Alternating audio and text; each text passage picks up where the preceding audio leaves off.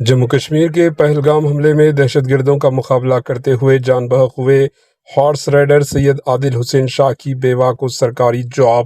جموں کشمیر حکومت نے پہلگام حملے میں دہشت گردوں کا مقابلہ کرتے ہوئے جان بحق ہوئے ہارس رائڈر سید عادل شاہ حسین کی بیوہ کو سرکاری ملازمت فراہم کی۔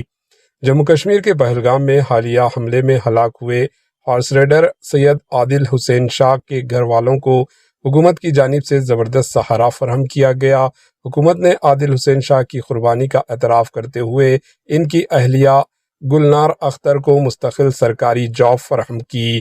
جموں کشمیر کے لیفٹیننٹ گورنر منوج سنہا خود ذاتی طور پر اننت ناگ ضلع کے ان کے گھر پر واقع عادل حسین کے گھر پہنچے اور ان کی بیوی گلنار اختر کو مچھلی پلان محکمہ فشرز ڈپارٹمنٹ میں سرکاری جاب کی اپائنٹمنٹ لیٹر حوالے کیا۔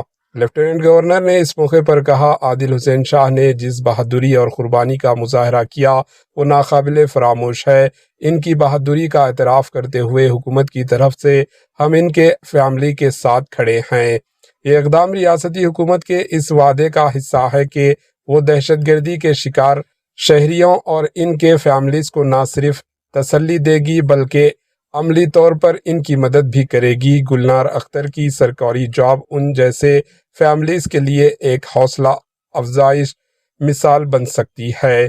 یاد رہے کہ سید عادل حسین شاہ پہلگام میں ٹورسٹوں کو گھوڑے کی سیر کروانے کا کام کیا کرتے تھے اور حملے کے وقت وہ اپنی خدمات انجام دے رہے تھے۔ اسی دوران انہوں نے دہشت گردوں سے بندوق چھین لینے کی کوشش کی لیکن دہشت گردوں نے ان پر گولیاں چلا کر ہلاک کر دیا۔